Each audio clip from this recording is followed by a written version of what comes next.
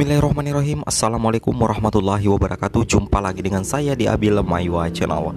Jadi channel ini merupakan channel pendidikan teman-teman tempat kita berbagi tentang aplikasi pendidikan, Microsoft Office, serta tips dan trik komputer. Jadi di video kali ini teman-teman, admin kembali akan berbagi sebuah video informasi cukup penting berkaitan dengan seleksi guru P3K di tahun ini. Yaitu adapun judul video admin kali ini adalah 6 aturan resmi yang memberi peluang terbaik guru honorer sekolah negeri lolos P3K tahap 1. Jadi baru-baru ini pihak dari Menpan RB mengeluarkan aturan baru yang berkaitan dengan guru P3K di tahap 1 ini, dan di sini admin kembali merangkum 6 aturan resmi yang tersirat di peraturan baru dari Menpan RB yang secara otomatis ini memberikan peluang terbaik untuk teman-teman guru honorer negeri lolos P3K tahap 1 seperti itu. Jadi teman-teman di sini bisa mengunci tiket ASN P3K dan persaingan eksternal semakin sedikit, serta bisa jadi ASN di sekolah induk jika teman-teman bisa memanfaatkan peluang ini. Oke, tanpa basa-basi lagi kita coba lihat ke 6 aturannya teman-teman ya. Stay terus. Nah, di sini teman-teman perlu pahami bahwa kita di sini berdasarkan Peraturan Menteri Pendayagunaan Aparatur Negara Reformasi Birokrasi Republik Indonesia Nomor 28 Tahun 2021 tentang pengadaan pegawai pemerintah dengan perjanjian kerja untuk jabatan fungsional guru pada instansi daerah tahun 2021. Nah, perlu teman-teman pahami bahwa peraturan ini merupakan peraturan resmi dari Kemenpan RB. Jadi seperti itu teman-teman, dan admin di sini akan lebih mencoba jeli untuk memetakan kira-kira ada 6 aturan yang sebenarnya kalau kita perhatikan itu sangat menguntungkan teman-teman guru honorer, terutama yang terdaftar di aplikasi Dapodik untuk tes tahap pertama. Seperti apa ke 6 aturan resminya? Seperti ini, kita coba lihat teman-teman ya. Admin sudah merangkumnya untuk teman-teman sekalian. Nah, di sini teman-teman bisa perhatikan secara seksama bahwa ada 6 kompetensi yang teman-teman harus pahami ya, untuk ikut di seleksi P3K dan bisa berpeluang untuk lolos di P3K nantinya. Nah, di sini teman-teman bisa melihat bahwa ke-6 aturan ini kita bisa lihat di sini ada 2 yang sudah admin perlihatkan kepada teman-teman. Ini yang admin coret. Yang pertama itu bahwa untuk mengikuti seleksi kompetensi 1 hanya diikuti oleh pelamar dengan kriteria sebagai berikut. Yang pertama itu adalah THK 2 dan B adalah guru non ASN yang terdaftar di Dapodik. Nah, di sini aturan pertama atau aturan resmi pertama yang sangat menguntungkan guru honorer negeri yang linear ijazahnya, yang pertama adalah dalam hal kebutuhan PPK di sekolah tempat pelamar mengajar saat ini, pelamar wajib mendaftar di sekolah tersebut selama sertifikat pendidik atau kualifikasi pendidikan sesuai. Jadi bagi teman-teman guru honorer yang memiliki ijazah yang linear dan sertifikat pendidik yang linear dengan formasi yang disediakan di sekolah induk teman-teman, maka secara logikanya teman-teman itu bisa untuk mendaftar di sekolah induk teman-teman untuk formasi guru di P3K nantinya. Jadi teman-teman tidak perlu jauh-jauh mencari sekolah jika di sekolah teman-teman itu disediakan formasi yang linear dengan ijazah teman-teman.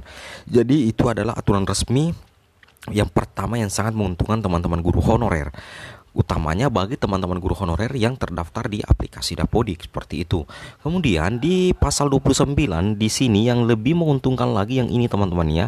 Yang ini yang admin coret, ini yang bagian B ya. Admin coret di sini. Di sini dijelaskan bahwa jabatan yang sudah dilamar oleh pelamar sebagaimana dimaksud dalam huruf A tidak dapat dilamar oleh pelamar yang berasal dari sekolah lain. Jadi ini adalah salah satu poin plus teman-teman ya. Ini adalah salah satu poin plus yang harus teman-teman maksimalkan di seleksi P3K nantinya. Kenapa admin katakan? Karena ketika ada formasi yang tersedia di sekolah teman-teman dan jumlah guru honorer yang ada di sekolah tersebut mencukupi untuk melamar formasi tersebut, maka secara otomatis pelamar dari sekolah lain itu tidak bisa melamar di sekolah teman-teman atau sekolah induk teman-teman yang disesuaikan dengan poin A tadi seperti itu. Jadi secara otomatis teman-teman guru yang lain, guru honorer yang lain yang tidak ada formasinya di sekolahnya harus mencari ke sekolah-sekolah yang ada formasi yang masih disediakan dan belum diisi oleh guru yang bersangkutan yang sudah lama mengabdi sekolah tersebut. Seperti itu teman-teman. Jadi secara otomatis di sini teman-teman bisa memaksimalkan potensi teman-teman untuk mengunci satu tiket lolos menjadi P3K di sekolah induk teman-teman. Seperti itu. Ini berdasarkan pasal 29 teman-teman, dan ini adalah merupakan informasi yang menurut saya informasi sangat baik dan merupakan adalah informasi yang sangat menguntungkan teman-teman guru honorer yang mengabdi di sekolah induk dan terdaftar di aplikasi Dapodik. Dan perlu teman-teman pahami yang untuk kompetensi tes pertama ini hanya diikuti oleh THK 2 dan diikuti juga oleh guru non ASN yang terdaftar di Dapodik. Berarti ini adalah dua kategori guru honorer negeri yang terdaftar di server Dapodik Dasmen. Seperti itu teman-teman ya. Oke, kita coba lanjut ke informasi berikutnya.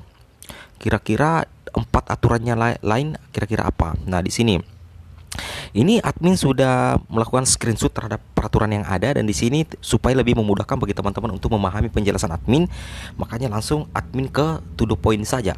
Dalam hal pelamar memiliki nilai R yang sama, penentuan kelulusan akhir secara berurutan didasarkan pada. Nah, di sini teman-teman, ini juga aturan resmi yang sangat menguntungkan teman-teman guru honorer di tes pertama. Kenapa? Karena di sini kemungkinan besar jika ada teman-teman yang sama-sama dites di sekolah induk ternyata memiliki nilai akhir yang sama, maka ada 4 aturan resmi yang mengatur tentang penentuan kelulusan ya. Ada 4 aturan resmi yang mengatur tentang penentuan kelulusan akhir. Yang pertama itu adalah nilai kompetensi teknis yang paling tinggi. Jika kedua guru misalnya nilai akhirnya sama, perolehan nilai akhirnya sama, maka yang dilihat untuk penentuan kelulusan akhirnya itu adalah nilai kompetensi. Siapa yang paling tinggi kompetensinya, maka dialah yang lulus. Seperti itu. Jadi secara otomatis ini juga sangat pro terhadap teman-teman guru honorer yang memiliki kompetensi yang bagus. Seperti itu. Kemudian di aturan yang keempat itu adalah jika nilai sebagaimana dimaksud dalam huruf A masih sama. Nah, anggaplah di sini nilainya masih sama teman-teman ya. Di poin huruf A ini nilainya masih sama, maka diambil lagi penentuan kelulusan akhir itu didasarkan di nilai kumulatif antara kompetensi manajerial dan kompetensi sosiokultural. Diambil siapa peserta P3K yang paling tinggi nilai kompetensi manajerial dan sosiokulturalnya, maka dialah yang lulus menjadi guru P3K jika nilai kompetensinya masih sama dan perolehan akhir nilainya juga masih sama. Seperti itu. Dan secara otomatis ini juga sangat menguntungkan bagi teman-teman guru honorer yang mengabdi di sekolah negeri. Seperti itu. Kemudian kita lanjut di poin C. Di poin C aturan ini membahas tentang jika nilai sebagaimana dimaksud dalam huruf B masih sama. Ternyata di poin C ini membahas jika nilai di huruf B ini masih sama, artinya kumulatif kompetensi manajerial dan sosiokultural itu masih sama, maka yang diambil lagi teman-teman adalah nilai wawancara yang paling tinggi. Jadi siapa teman-teman guru honorer yang nilai wawancaranya paling tinggi, maka secara otomatis akan lulus menjadi guru P3K jika nilai kompetensi sama, kumulatif kompetensi manajerial dan sosiokultural juga sama, dan perolehan nilai akhir juga sama, maka yang diambil adalah wawancara, nilai wawancara siapa yang paling tinggi. Seperti itu. Jadi ini juga sangat menguntungkan bagi teman-teman guru honorer yang ketika wawancara mendapatkan nilai yang bagus. Seperti itu. Kemudian yang terakhir atau bagian D yang keenam adalah poin D, jika nilai sebagaimana dimaksud dalam huruf C, maksudnya sebagaimana dimaksud dalam huruf C adalah nilai wawancara masih sama, maka penentuan kelulusan akhir itu didasarkan pada usia teman-teman. Nah, faktor usia lagi. Jika misalnya mulai dari kompetensi teknis masih sama, manajerial, sosiokultural nilainya masih sama, hingga wawancara masih sama, maka penentuan kelulusan terakhir berdasarkan peraturan baru ini itu diambil di usia yang paling tinggi. Dan ini sangat menguntungkan teman-teman guru honor THK 2 plus usia 35, karena ini adalah satu-satunya poin yang hanya dimiliki oleh teman-teman guru honorer yang berusia 35, dan ini menjadi salah satu poin penting yang harus diperhatikan oleh teman-teman guru honorer dan sangat menguntungkan. Nah, seperti itu teman-teman ya. Nah, seperti itu.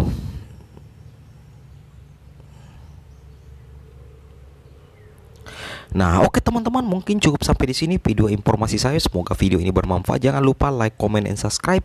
Assalamualaikum warahmatullahi wabarakatuh.